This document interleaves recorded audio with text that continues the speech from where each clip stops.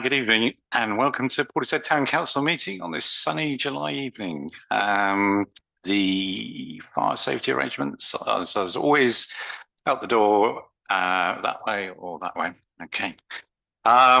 It's clearly holiday season, so we've got quite a few people absent. So we've got quite a few apologies, Steve. Yeah. Going through what I've had to me is Janet, Davey, John Davey, David Gunnell, Emma, and Alan. And Roger. And Roger. He's at a conference. Yeah. Okay. Right. Are there any any declarations of interest from anybody, financial or otherwise, for any of the items? As always, if you remember one as we go through, let us know. The chair's update. Normally we don't do anything nationally political here, but I couldn't help but notice that Count Binface is standing, and how wonderful to see an independent space warrior. So politics, as I said to you, thank God for that. So anyway, I wish it. I wish it well. And I particularly like the 99 ice creams being capped at 99 pence, which is part of his manifesto. So brilliant. Point of order. Point of order. Yeah, could we introduce that for the late round? Who knows? Who knows? Well, you can if you wear a bin on your head, Mike. Okay, right. Back to more serious matters. The update on devolution. Obviously, the land is still not transferred. We are now very close. I think it's now weeks away. We effectively all the legal work for all the principal land assets, which are the lake grounds, Kilkenny Fields, the old golf course, Merlin Park, Eastwood, and there's probably one other that I just forgotten, are pretty much all there. There are probably one more commercial discussion to have with North Somerset. We've hoped to resolve that on the 16th of July. I would hope that soon after then we can announce a date for when the initial principal assets transfer. So watch this space. In the meantime, we are doing lots of preparation work ready for the takeover. So recently we've hired a park warden or a park ranger, I think we're calling it, and obviously that person will be spending quite a lot of time at the lake grounds and other places. And we've already been approached by many members of the community who would like various things done, and we're very happy to work with them. But you could say there's a bit of a bow wave of demand, pent-up demand coming our way. But Steve was looking a bit idle, so I thought we'd be quite happy with that. Those are the key things. So once we've got the finalised with North Somerset, there will obviously be a council meeting. There'll be an EGM where we need to ratify the proposals. We will do that. We'll call the EGM, as it's called, once we've actually got the final stuff sorted out with North Somerset. So watch this space on that one. So the People's Emergency Briefing, I think I'm not sure we've publicised that, but there is a kind of a video and a talk going round, and a lot of towns are already doing this. It's to basically look at, I guess, public safety, dealing with emergencies, and the idea is to invite your MP along as well and have a debate about the local community and its resilience. So we think that's a good idea as well. So we are in the midst of organising it, so there will be once we've got a location and a date, we will publicise that. Highways matters, as people who regularly come in, as you know, it's extremely frustrating to get any highways improvements for road safety or anything else through North Somerset. Bob will testify to that, and well, both Bobs, and yeah. It's not getting any easier. So we have tried everything. I think there's probably a lack of, as well as a lack of funding, a lack of political will in North Somerset to actually get on and do these things. I would observe if they spent as much time sending an email saying they're not going to do something and actually got out and did it, it would be a lot better for everybody concerned. So we are. We're also trying to get more public opinion behind these things. So there's a petition that we put together, which I know, Bob, you got, and Marianne, this will be for improvements along the Bristol road safety improvements. David's got one for the North Road area as well. So we, as well as making our normal requests, we're just trying to raise the ante with North Somerset. I mean, there is an election coming next May, isn't there? So maybe we can encourage some more political will to actually do something other than the current processes, which is not only us, but around the whole of North Somerset, parishes and towns put in their perfectly reasonable requests for improved road safety, and they just go into a black hole, basically. So it doesn't work for anybody. It's probably the worst of all worlds, because on one hand, there's an expectation raised that something's going to happen because there is a process to enter a request, and then the request doesn't go anywhere. So you might be better not to bother raising expectations, Mike. Yeah. Just a small point to say that there are lots of outstanding requests. So what we're trying to do is prioritise 2 or 3 to try and say, at least do these. Yeah, it's what we did in the last council, Bob, as you know. So we, yeah. So, and so yeah, that's what we're doing on that one. Okay. So I think it's a mix of public pressure, keep the pressure on North Somerset, and hopefully something will, at least as you say, get some of the top priorities at least moving. For those of you who know the folk hall, there are quite a lot of artifacts to do with Henry Fedden, who is the guy who built the Fedden Village complex up on North Road, which replaced the old HMS Formidable boat off the coast. And so we've got a lot of artifacts, including a miniature cannon and a bust and all that sort of thing. So they were in the downstairs room here, but hardly anyone sees them, of course. And now we've run out of space because we've obviously got more staff, so we're looking for a home. We have suggested they are moved to the Fedden Village building. People know that. I don't know. Maybe we should try it out. But anyway, we've made this suggestion to there's someone called the Portishead Nautical Society, and it's like a trustees of the charity. So they do charitable things around Portishead, are considering our proposal. I think it's the best way to describe it. That fair, Mike? Oh,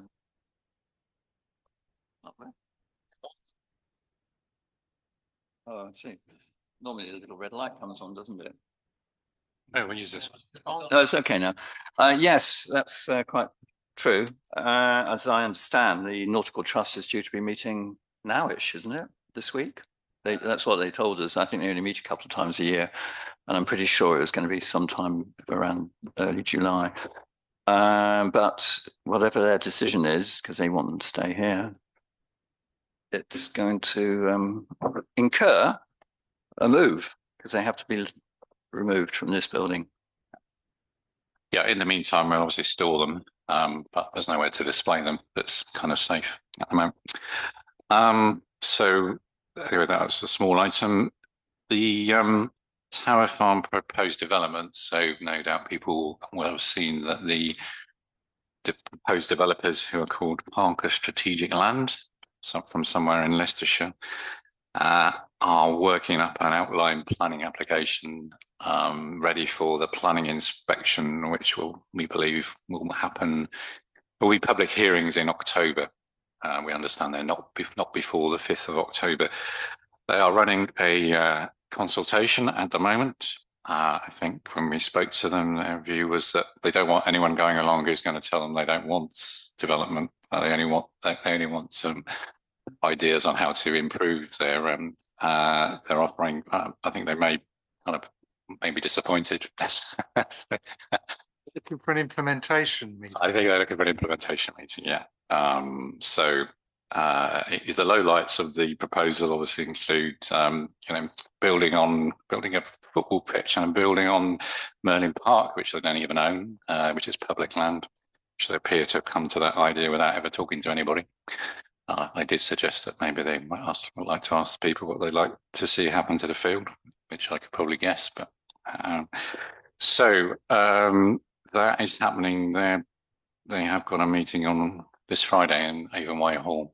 Now the approach of the town council is obviously, we believe it's probably about the worst possible location you could choose for a housing development. So it's going to destroy an ancient woodland. It's been there for 10,000 years, destroy all the wildlife that lives there, and obviously from a human perspective, make the place a much less rich place to live.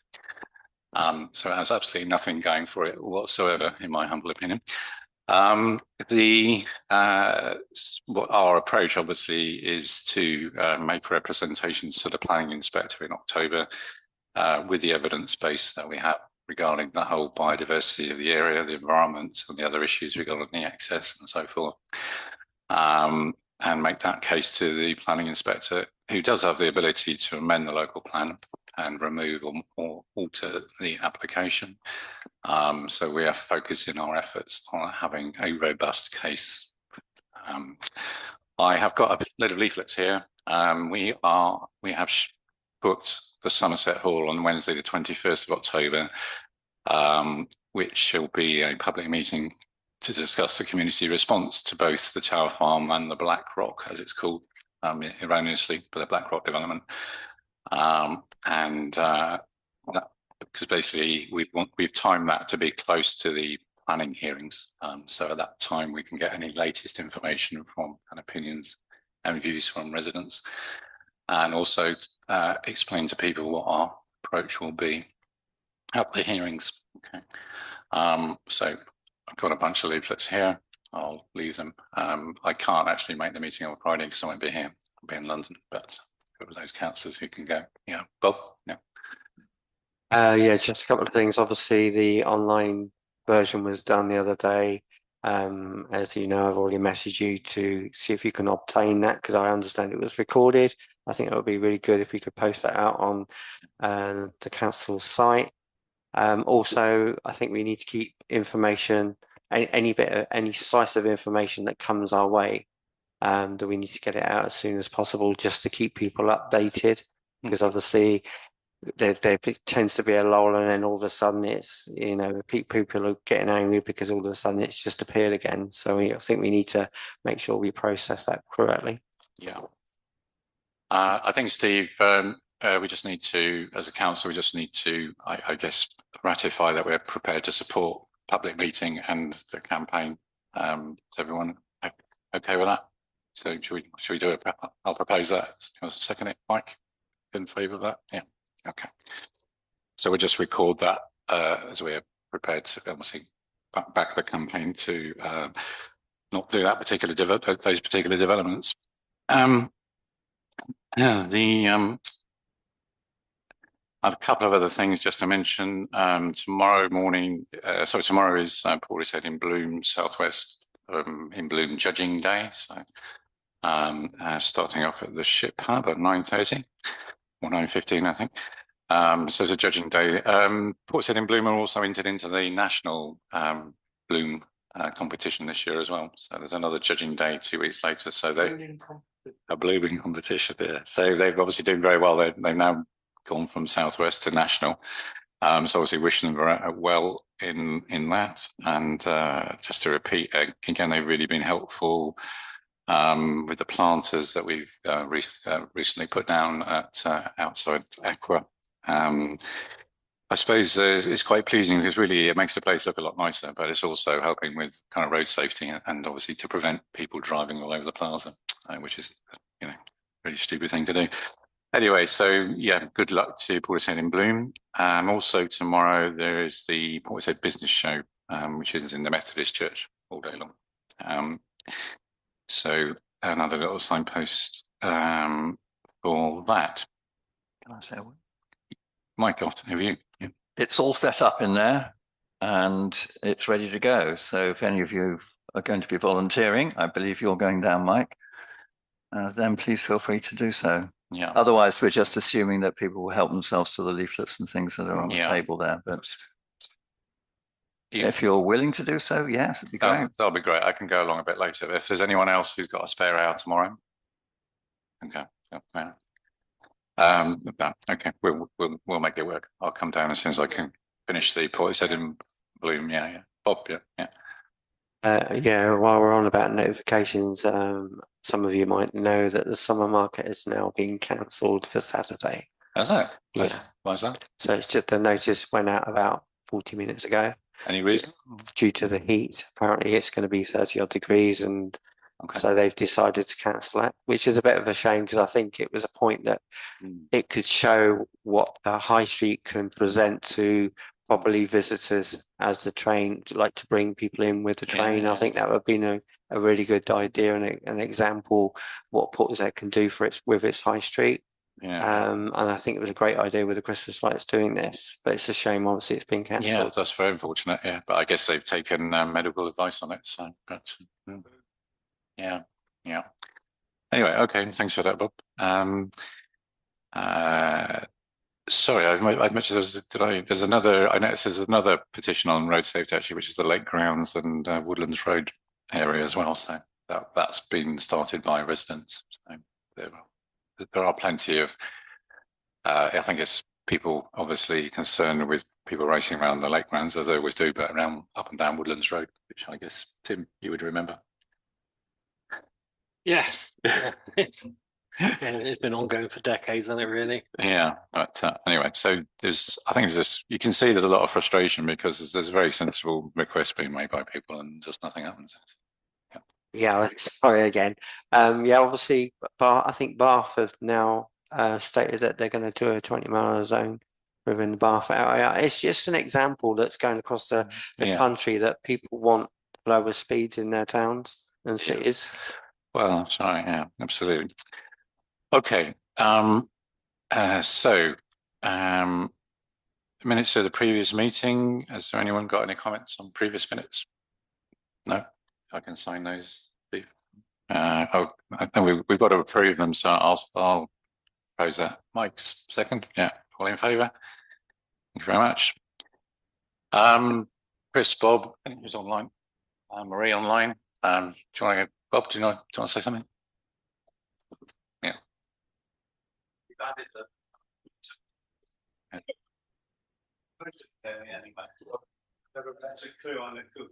You put your mic on. Speed and road safety is an interesting one. If you look at the amount of 20-mile-an-hour speed limits that have been brought in, virtually every area, the number of accidents has stayed the same and gone up. It isn't speed, it's education of drivers, and that's where the focus has gone wrong. Yeah. But yeah, we won't go into it anymore.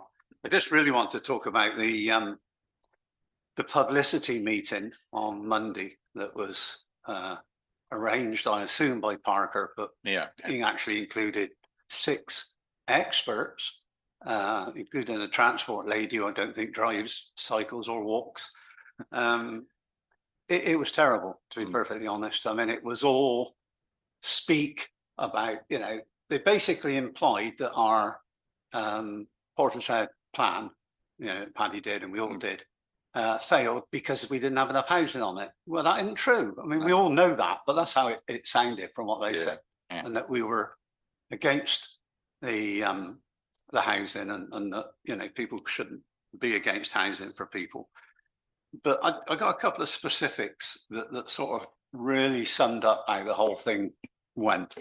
First of all, I have no idea how many people were on it, and they wouldn't tell us.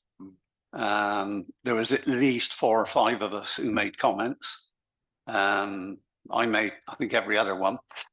I asked the lady on transport, which always has interested me, why they were going to take away half of the playground to make it into a turning area, and the fact that that means the queue for the people getting out of the cars will be out of the turning area, up the downs and onto Down Road.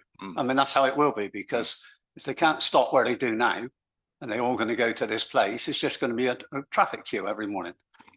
So I said, so it's really going to muck up everywhere, and the deans, the deans won't be affected. I said, well, how can the deans not be affected when the entrance to this area in and out is dead opposite the entrance to the deans? Well, and I said, and why can you take away half a playground? I mean, it's, I live there, my wife works at the school. it's crackers. The playground is relatively full when they're all out, you Yeah, know, of and course, kids don't look out, you know, for each other. They're running about all over the place. It's mad. Yeah. And she said, oh, well, we're going to give them a pitch.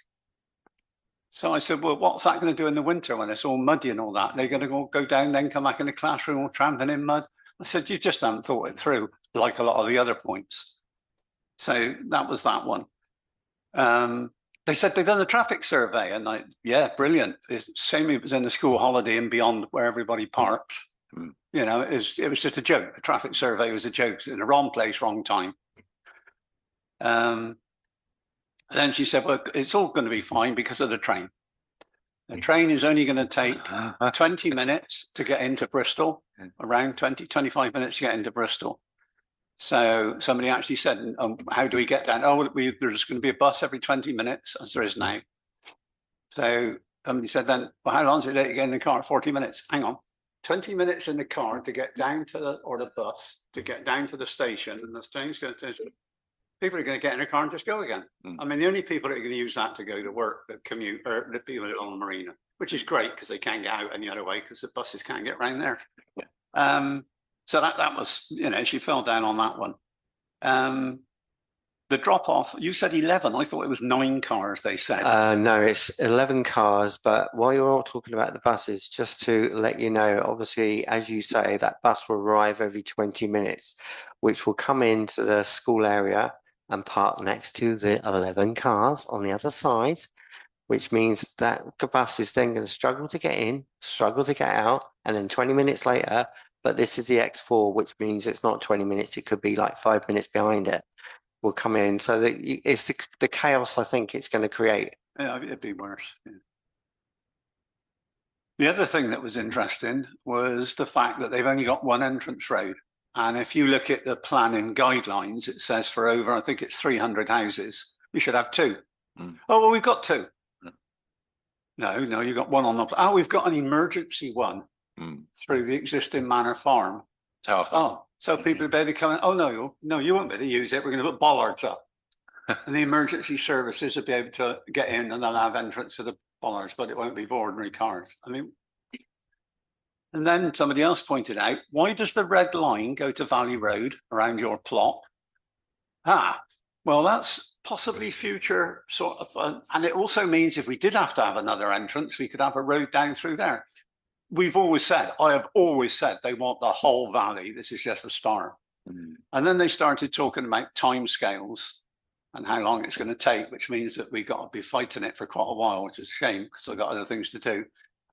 But they talked about being 4 to 5 years to build the houses. Now, I don't want 4 to 5 years of heavy trucks driving past my house to go to a building site I didn't want in the first place. So even if I fall out with the council and get illegal, there's going to be a lot of campaigning against that development. It's just not appropriate. I agree entirely. Yeah. Yeah, just to point out, it is actually 4 to 8 years, and it was like 4 to 8 years, and they said it was more likely to be between 4 and 6 if more than one developer was obviously joined in for the development, because obviously if it's just one developer, it would take longer to build the houses. Yeah, Mike. And the last comment, which was on the sort of traffic things and people asking for have changes. I have put one in about the Avon Way zebra crossing, which means it's not really there anymore. It's virtually gone. All the paint's gone. And it amazes me that they can find time and effort to move crossings down in the village, take away bus stops, but still can't put in a yellow line outside High Down School that we've been trying to do for about 25 years. Yeah. It's just like you say, it's mind blowing. Crackers, isn't it? Well, in answer to that one, Bob, unfortunately, it's BSIP money, which is going down into the high street and quite separate from other things. But I fully agree with what you're saying. Don't worry. It's just this. Yeah. But I was going to ask you a question, and that was, do you have any idea of the number of vehicles that are coming in on a daily basis to the school as a drop-off and pick-up? I can certainly work it out. I mean, I think that'd be useful ammunition to have. Just thinking of the length, and the road's double park both sides, and they drive straight past the box on the corner and park outside our house. I would have said it's constantly 25, and they're coming and going all the time. Yes. So that it's probably over 50, I would think. Would you mind doing your own count one afternoon? I could do. So it'd be Yeah, I can do that. It'll be useful to start some Yeah, I think data for- for us. Yeah, Yeah. Right. But there's nothing at the weekend. That's all right. Yeah. Yeah, yeah. Yeah. You've got some counters. I think the council's got some. Yes, they do. counters. Yeah. Yeah, Perhaps we you are. could borrow them. Yeah, Yeah, yeah. and Do that. Yeah, see I'll do that. Nicky or Amy. You just ask Nicky. Yeah. As I say, I think that the thing where they put them before was just, well, they put them down whereabouts they want to join the road into the downs. Mm. But of course, that's beyond where most people go, because they go down, Yeah, they yeah. turn in the first bit of the downs, that was the old bit, and come back up. And they put the counter the other side of that junction. So 90% of the people that drop off at school never went past it. Yeah. So the traffic wasn't too bad. I'm more than happy to do a time lapse between obviously the school starting and finish obviously before. Yeah, it'd be all quick this- because it's not. No, not I many can, I days can, left of the- I can of the run, school I can term. run about a 2-hour time lapse quite Yeah, easily. you just need to do it in the next week or so because the schools Yeah. break up in 2 weeks. Yeah. Yeah. I did ask one of the governors, some of you will know who that was, about the playground thing, and she knew nothing about the fact that they'd given up half the playground. Mariam? I was going to say the weather's quite good now and people are walking or scootering their Yeah, children. you need There's- the rainy day is when it's absolute chaos. I and the know horns are blowing. I've tried to go past the school run to get to my house and it's a blockade and the weather's bad. Yeah, so I'm really sympathetic. But if you've got the counters, and it does rain Yeah, one yeah. day, I'll go out and do it definitely on a wet day. Yeah. Don't know when that'll be, but Yeah, well, you normally could rely on that, can you really? But we can't. Chris, yeah. He did. Is that better? Chris Clark. Firstly, sorry, did I miss an item on the chairman's thing? Didn't you have, I can hardly read it now, something about emergency briefing? What, sorry, did I miss that? What was that? I did cover it briefly. Basically, there's a video and it's basically a choreographed discussion about community resilience. Oh, right, But it's something done centrally, but it's going around the country. So there's an opportunity for us to set up a session, invite the MP along and have a discussion with the community. Sorry, when I read the agenda, I thought it was going to be something really exciting happening. Well, So I came along here full of anticipation. sorry and to. It was a bit of a downer afterwards. Sorry to disappoint you. We'll try better next time, Chris. Okay, number one, the Fedden Village stuff. Have you asked St. Nicholas Church whether they want any of the memorabilia? Because they've got various paintings up there, and when you ever wander around, they do talk about their naval. Yeah. Well, technically, it belongs to the Nautical Trust, which is why they have a shout on where it goes. Right. And the Fedden Village entrance area is the ideal spot for Right. some of this. I mean, mostly it's prints and such like of the boys and being trained and whatnot. Yeah, there's already quite a lot of memorabilia in the main building, so it would kind of fit in. But anyway, Okay. we'll see what the Nautical Trust want to do. I wrote down here as well, you've obviously appointed, you say, a warden or an overseer. It's a park ranger job, so effectively, part of the job will be to look after the lake grounds. So we look after the sluice gates. Whatever else is going on. I don't know who the person is, but could I ask that attention is paid to liaise with Mia from the Nature Yeah, Reserve, because she's always left out of the loop by Glenwood. They Yeah. never tell her what's going on, and she always learns more from people wandering around than official briefings. And it would be nice as a courtesy if somebody could talk to her and tell her what's going on, even unofficially. Sure, yeah. So- So that's Mia. The lady's called Mia. Mia is Mia- she's effectively the warden. She's for she's the Glendale park ranger basically. She spends half her time roughly around the nature reserve and some of her time in Portishead. She's officially responsible for checking the life buoys around the marina and also on the lake grounds.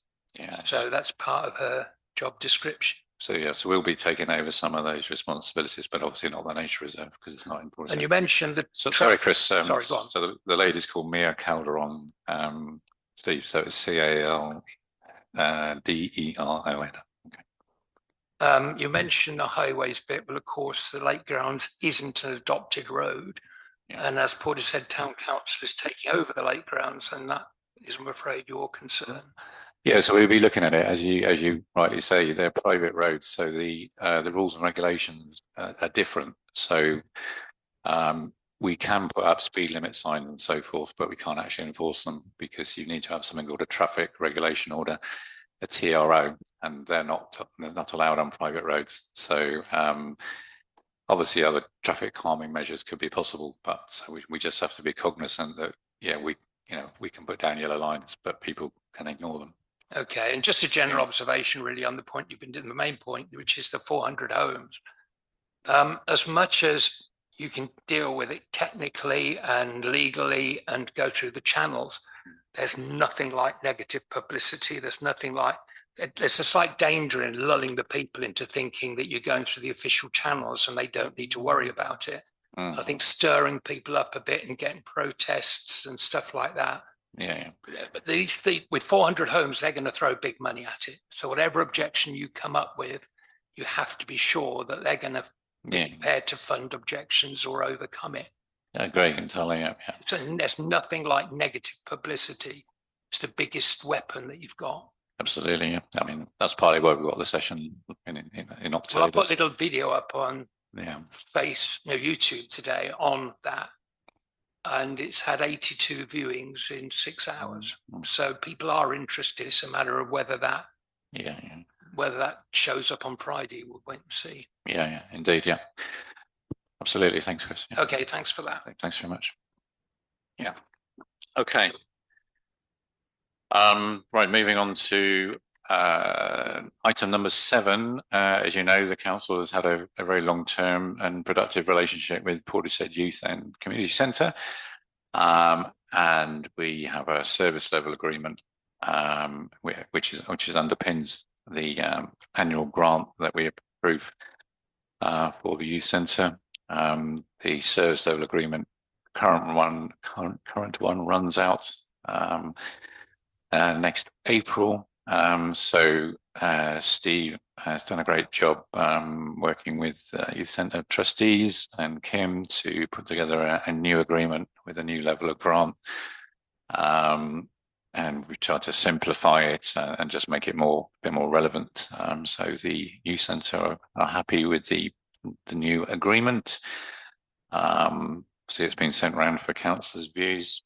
Any points, Jenny? Yeah, no, I'd just say I support it, especially given that it's 5 years. I think if you're working in the voluntary sector, having that security and being able to plan and having core funding for the youth centre is brilliant. Yeah, it's a good point you make. I mean, we tried to make it as kind of watertight as possible, but obviously the council could change in the future, and we can't commit to. We can do everything but finally commit to the payments over time. But obviously we will ring fence the money, put it in an earmark reserve, and basically we made the commitment as far as we could. But as you say, they need some certainty. So Bob and then Mike.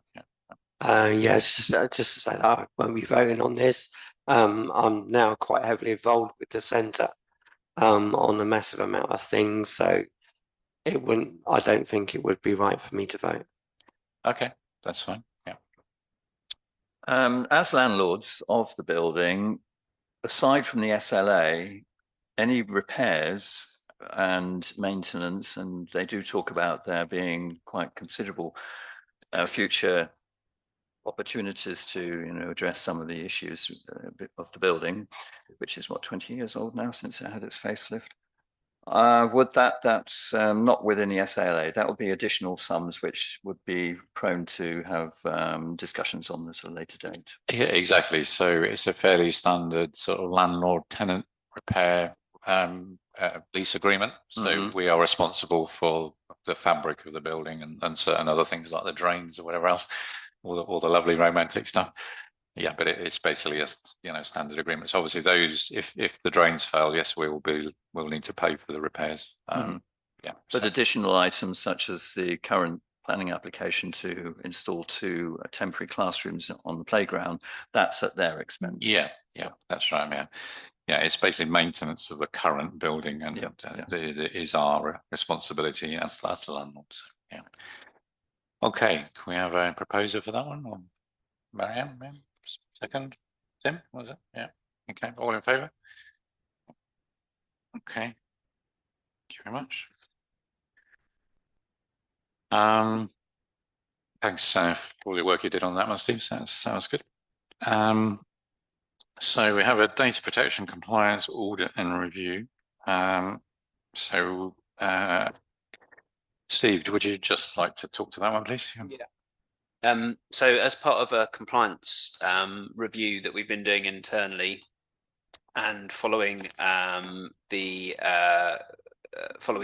recent AGAR and recent audit and recommendations that came out of that, this report recommends appointing an external specialist to do a full review of the council's data protection and information governance arrangements. That includes training, compliance documentation, and also ongoing support with FOI or SAR, so that's freedom of information or subject access requests.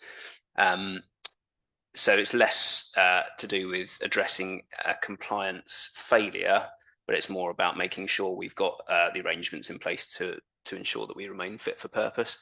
And as part of the AGAR assertion 10, there are commitments that we have already made as a council, including training for staff and for members. So this would make sure we would remain compliant along with that. The report sets out we've sought quotes from 3 sources at the time of writing the report. Only 2 had come back. The third one's actually come back today, but came back at a total cost of 13,240. So there wouldn't be any change to the recommendation to go for option A, which is £4,995 plus VAT. And as I say, that comes as part of that package. It also comes with training for a 12-month period. And then obviously we'd have that time to consider whether or not we wanted to retain that training package in future years or go for an alternative provider. Okay, so I think it's a cost of doing business basically. So yeah, someone like to propose that one?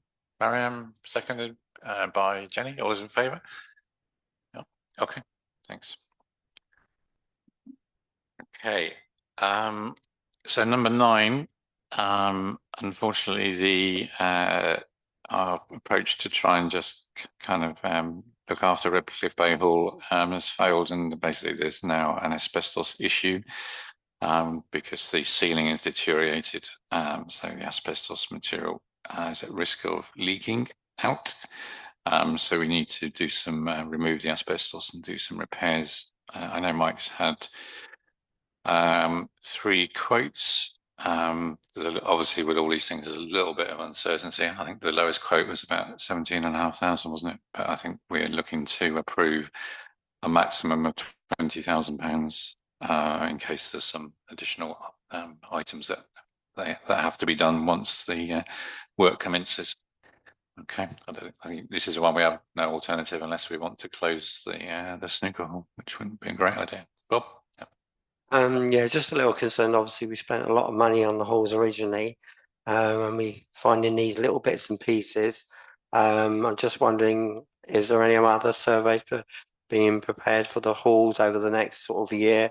So obviously to be aware that there are or possible additional costs that's going to find its way to us in the next sort of 12 months.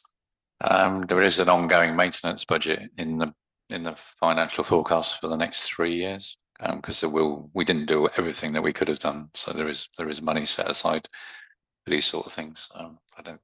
So yeah, there is a general maintenance budget. Mike, yeah. There's a bit of a misnomer here, really, because it says to consider and approve the removal and replacement of the main hall ceiling at Redcliffe Bay Hall due to the Artex ceiling and whatnot. But then it goes on that the recommendation is in fact to do the snooker hall ceiling, which I thought we had approved some time ago. In fact, I think the work had been done. Yeah. So are we now talking about the actual main ceiling being done? So I'll need to double check the exact wording in the report. Yes, the snooker hall ceiling has been done and is completed. So that's an error. This is to do with the main hall. And to go back to Bob's point, this is obviously all of the ceilings were fully checked at the time of doing the update. This is deterioration that's occurred since Yeah, that obviously, time. We it's- don't have any reason to think that the other halls are affected because of the nature of those ceilings. Yeah, obviously it's quite a large sum for a single item, and that's all I'm saying. Obviously, we informed the public we were going to spend a lot of money. Yeah. On obviously updating the halls, and obviously that's my concern is in a month's time we're going to have another big expenditure. Yeah, not that we can anticipate from the checks that have been done. I mean, the choice. So the snooker hall is reopen. That was addressed and dealt with very quickly. The choice here, though, is that it would potentially involve the closure of the main hall because of the deterioration that is now evidently coming. And Steve, does the cost here include the rewiring for the downlighters or whatever lighting they're planning to put in there? I believe that's the total works required in relation to repairing the ceiling. Okay, so we need to change the recommendation because it's actually a contractor award to remove and replace the main hall ceiling under quote 3 to a maximum of 20,000. Is that right? Okay, all right. Would someone like to propose that? Mike, Jen? Second, Mike, second. All in favour? Yeah. Okay. Okay, this item relates back to the traffic management on the what I call the Aqua Plaza. I was informed by someone today that it's actually called Waterside Square, which I didn't know. Apparently, if you look somewhere near one of the sculptures there, it will tell you that. I must admit, I've never heard anyone call it Waterside Square, but anyway, we know where it is. It's the plaza outside Aqua. So exactly. Yeah. So we put the planters. We had made some suggestions just to put some concrete spheres as well, strategically placed. But in their infinite wisdom, North Somerset Highways have refused consent for those, saying that would be a bit dangerous. But the whole point of having them there was to stop people driving over the pavement and running people over. Anyway, what can you say? So anyway, they've refused permission for that. So, but we had agreed £1,500 of budget. So the proposal will be that we'll put a couple of planters, two more basically. So this will be, if you know where Bottolino's is, there's a lay-by, which is a loading bay, but people have a habit of just driving straight over the lay-by, over the pavement, which is breaking up the pavement. So we'll put the two planters there. So they are from the last thing we looked at, they're about £400 each plus £100 carriage, £100 for plants and £150 for an annual watering. So they'll come underneath the £150 budget and they will have the same effect. So that's the proposal. Bob? Yeah, I mentioned before, obviously I've seen it on social media as well. Someone highlighted the point that the yellow lines might be better if they're actually painted and actually can be seen. And I think there's no parking sign either or loading bay sign on the thing. So I'm just wondering if we see if North Somerset aren't going to allow you to put these balls down there, can we get them to actually just repaint the signs and so the loading paint the yellow line, sorry. So the loading bay signs could do with repainting. Yeah. So could we ask on the staff to make a request? There's two bays. There are two loading bays. No loading signs either. No, hang on a sec. There is signage. Okay. Yes, they're on the lamppost next to them. There is signage. There is signage, and there's writing on the road that says loading bay. So the suggestion to put in a yellow hatch into the loading bay, unfortunately, you're not allowed to do that. I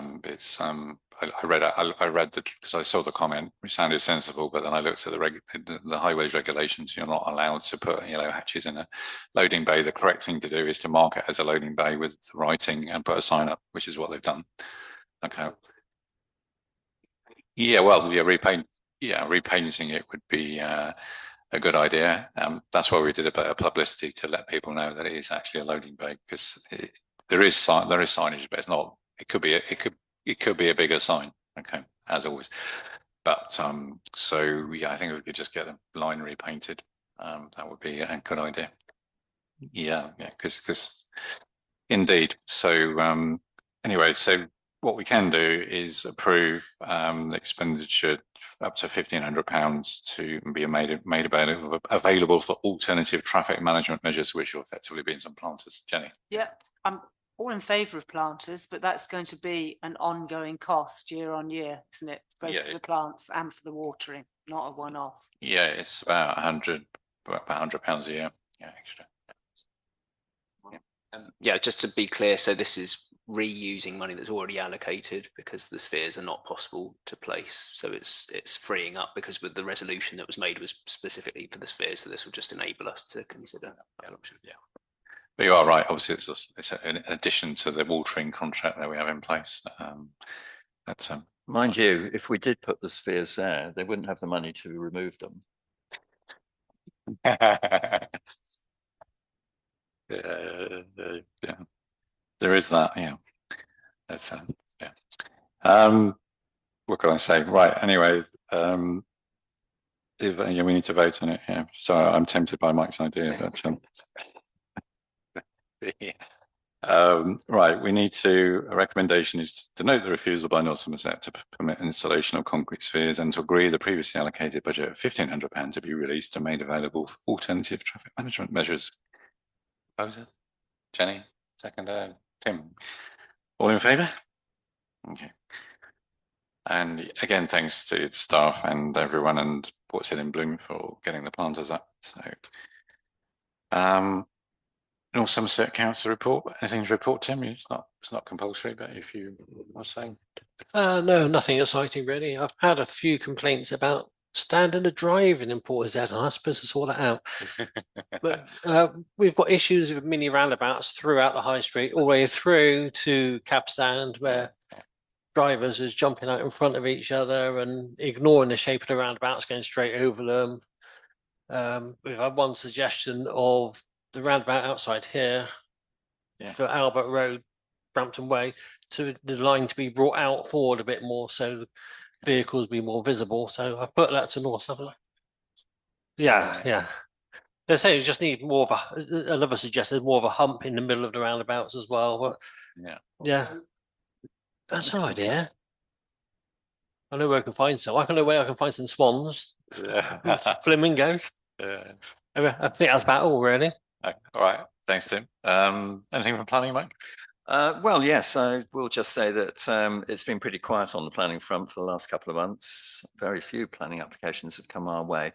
But last week, myself and some of us attended an online presentation from North Somerset Council Planning Department on the proposed expansion to Bristol Airport. And Jason Beale, the chair of the head of planning, he chaired it. And Natalie Richards, the planning policy director, was also present along with other members of the planning staff. So they were discussing with us as town councillors, and there were representatives from all around the region in relation to the planned increase from 12 million passengers per annum to 15 million passengers per annum by 2038. And they're still monitoring and seeing that increase up to 12 million. They weren't obviously in discussing the views that they had, because there's still an awful lot of planning issues being highlighted and monitored and dealt with in relation to this current one. They, of course, know that when the previous application from 10 to 12 was submitted, it was refused by North Somerset Council. It went to appeal and they lost. And I don't know how much that cost North Somerset Council, but obviously quite considerable legal costs. So there is that worry, I suppose, at the back of their minds in relation to the current application. And they received 6,500 online comments, which is probably unprecedented. A huge number of those coming in the last couple of days, which I think that was a couple of weeks ago it closed. We can still make a submission. That's still open to town council and parish councils to do. And they discussed the expansion plans and what it will incur in relation to the local road network, the additional car parking sites, the purchase, which I presume has probably already happened, of Cook's Farm to the northeast, so that they can have more apron space for parking larger planes, because they obviously want, as you know, to increase flight destinations to the States and the Middle East. And so that's really what we discussed and what we heard. And if others of you were there, I believe, weren't you? I think that was I mean, pretty I well was there, I'd covered in- agree with what you said. Obviously, they also indicated what they perceived as the economic advantages in terms of jobs at the airport and in the wider economy. But True enough, yes. I mean, they we did all actually, acknowledge- I've made a note of the number. They were talking of increasing it by 960 odd jobs, directly. about 830 full-time employees. Yeah, yeah. And then there's the indirect. Yeah. Hmm. Okay. And of course, you know, behind all that is the central government and their views on regional airport expansion. So Yeah. Don't know what Count Boonface will think of that, but we'll see. As long as we don't get another A350 flying low over Portishead, as we did today. Anyway, it was super. Well, yeah, we'll cover that one later. Community matters. Is there anything? Just briefly, Community Matters and Town Assets meeting met on the 17th of June. The update was around devolution, which you've already detailed, so I won't repeat that. Other than to note, I don't think you mentioned that there's a program manager to assist in place now to increase capacity. Might want to just mention that. We've hired a project manager for 6 months because, as I mentioned, we've got a bow wave of activity, so we need to make sure and what we're doing is all structured, organised, and prioritised. So we do the most important things first. So okay, so yeah, that's a 6-month temporary job. Yeah. Now Hear Music were awarded £2,500 grant. Their representatives, James Sherlock and Laura Porter, contributed to the meeting, detailing their work and developments, all very positive. Storyfest was granted 1,000 work to their project called the One Tree. It's the One Tree refugee project, where they take, in effect, refugees talk about their experience of the country they've come from and their experience of being resettled, and they go into the schools and talk about it. So it encourages dialogue. So £1,000 grant was given to that. And there's nothing else to report. Thank you, Mike. Staffing and finance, John's not here, so I don't think we've got any other updates from there. Communication plan. Well, obviously we can communicate the our event around Western Bigwood and Blackrock on the 21st of October. If we haven't already, we need, well, probably with the People's Emergency, we should wait until we've actually got the date in the diary. What else is we can obviously announce the youth centre service level, and it would be good. And perhaps we're going to agree a joint communication with the youth centre on that. And yeah, I think that's probably the main items. Anything else, anyone? No.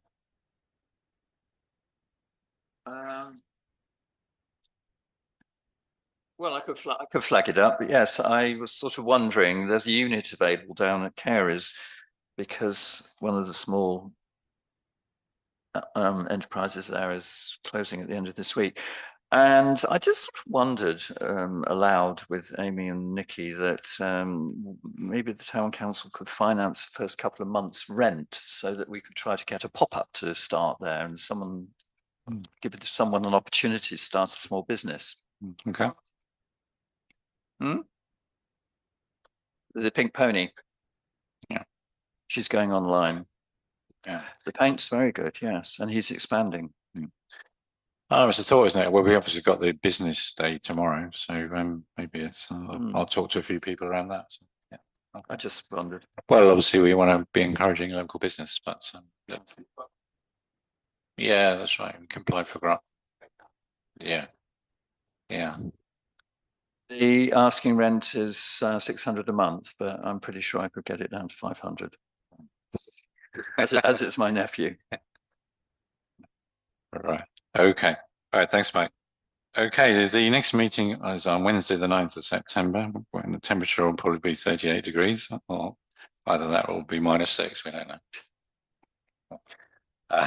Right. I'm going to close the meeting. So thank you, everyone, for attending, and have a good evening.